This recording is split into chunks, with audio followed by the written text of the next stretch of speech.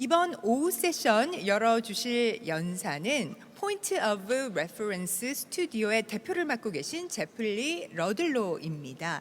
제프리 러들로님은 아식스, 나이키 등 세계적인 스포츠 브랜드를 시작으로 해서 창의 공항 그룹, 프라다와 같은 명품 브랜드와 함께 작업을 하면서 브랜드 전략과 디자인 아이덴티티를 구축하는 데 일조하고 있습니다. 해외에 계신 관계로 영상으로 제프리 러들로 연사 만나보시겠습니다. 지금부터 Everything Counts, 모든 경험은 축적된다라는 주제의 강연 시청하시겠습니다.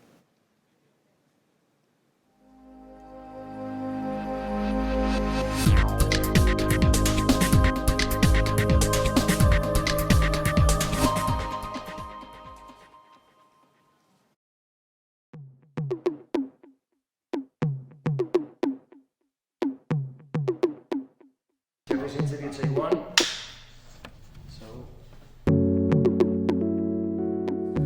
Hi, my name is Jeffrey Ludlow, head of Point of Reference Studio, based here in Madrid. I would like to first thank Officer of the Herald Forum for inviting us to speak, and I would also like to take the opportunity to introduce the studio as it's a new venture for us, as it is probably new to many people. Point of Reference, or POR, is a studio that is formed and we work within the overlap of what is sort of graphic design and architecture.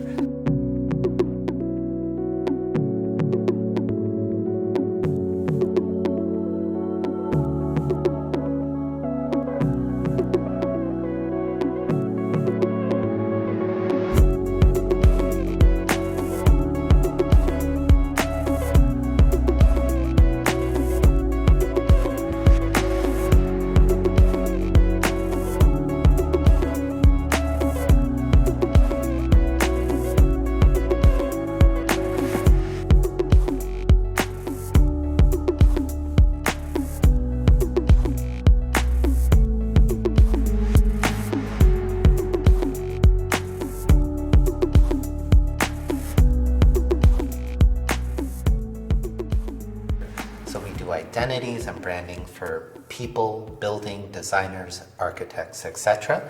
And we also do work within the built environment by working within environmental graphics and also signage. And that's what we'll be talking about today.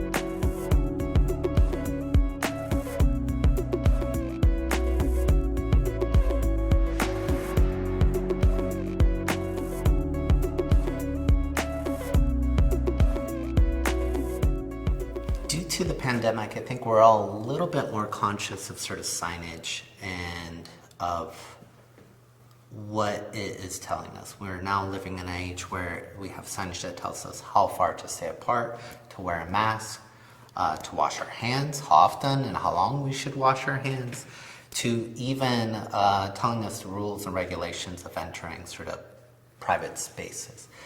And so I think we're now living in an age where we truly understand that we're living in an information landscape.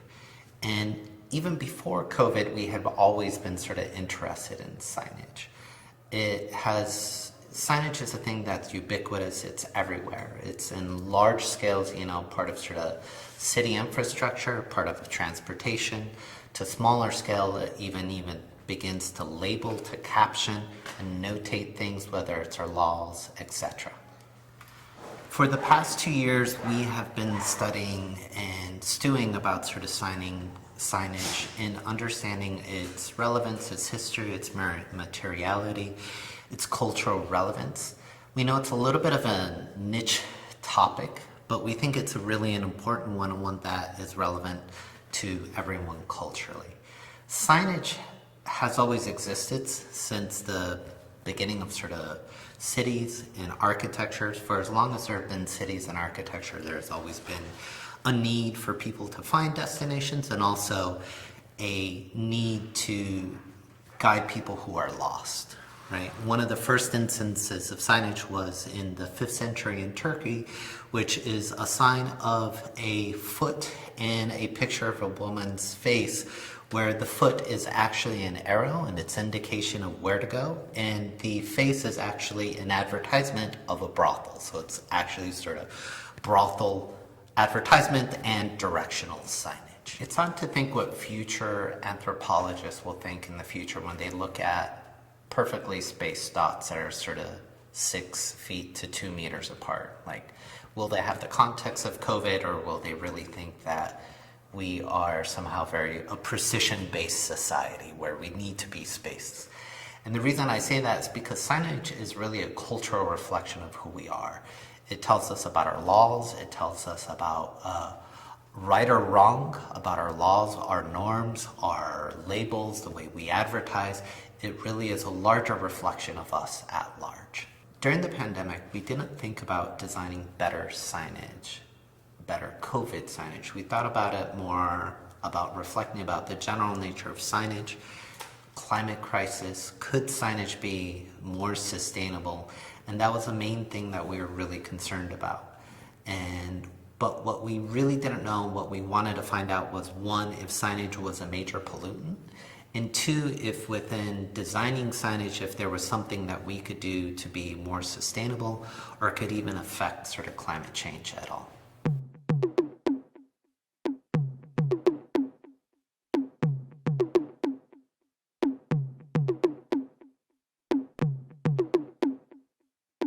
When we first investigated signage and looked at sort of the metrics of sort of signage, we looked to Leeds and to the US Green Building Council. And what we saw is that little was mentioned of signage in relationship to sustainability. At most, there was a sign, you could get points for making a sign highlighting your green initiatives, but no one cared whether it was made in a sustainable way or not. For the most part, what this was saying was that signage was millimeters thick and mattered little. And so when we took a look at the statistics, and let's say in the US alone, a building has 50 to 100 signs, you can begin to see that that is a large amount of signs. And the majority of those signs, of those 50 to 100, are more than likely room signs, which have to be ADA compliant. And ADA, if you don't know, is the American Disabilities Act that, since it was initiated in 1990, has become the norm for the majority of the world and is the reference that signage is held to. So most of these room ID signs that are ADA compliant are made out of acrylic. That is the most cost-efficient way to do that. And an individual sign, let's say it's 9 by sort of 6 inches, will produce 100 grams of waste. But when you multiply that for the amount of those 50, 60 signs, you have a large amount of plastic that takes 200 years to decompose. So are signs a pollutant? Yes. All the millimeters of ADA room ID signs add up. Currently in the US, there's 110,000 tons of ADA signage existing alone. That is worrisome for 2 reasons. One, that is future plastic that will more than likely go to a landfill, which will not be able to be recyclable. But from another standpoint, it's worrisome because if Leeds and the US Green metrics does not consider signage to be a pollutant, it is enabling a larger plastic industry to thrive. That larger plastic industry builds exhibitions, builds out-of-home signage, builds a large amount of other things. And so we do need for them to recognize that building signage is part of that, because the same companies that fabricate these building signs can fabricate a lot of other plastic things.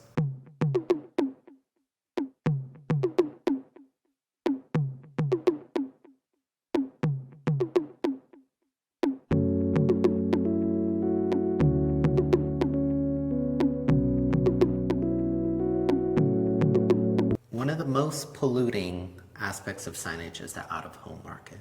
The out-of-home market, or OOH, is a large industry.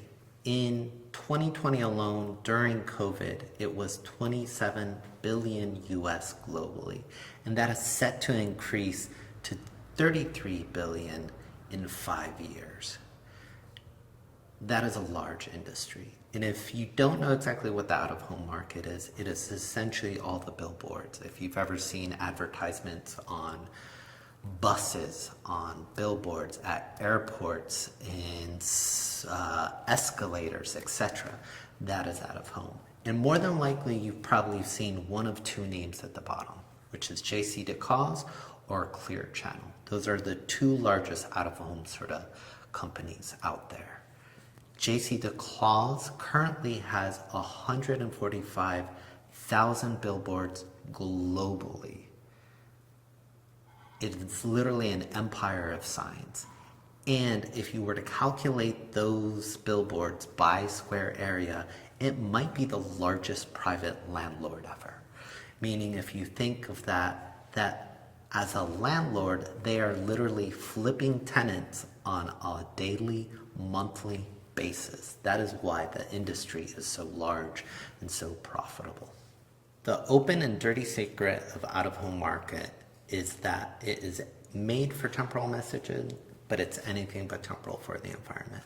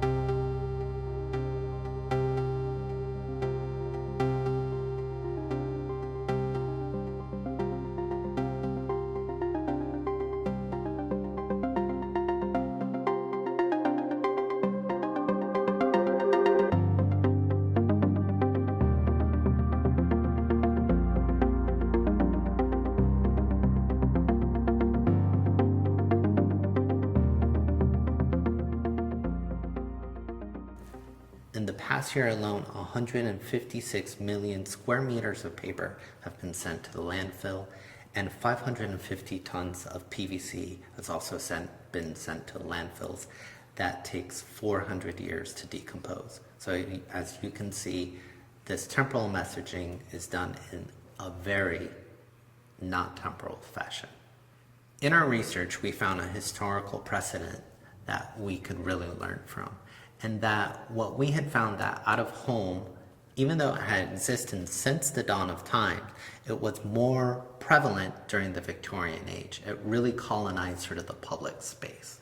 Part of the reason and the context for this was that many people were not literate, and advertising in the newspapers and magazines was not a common form.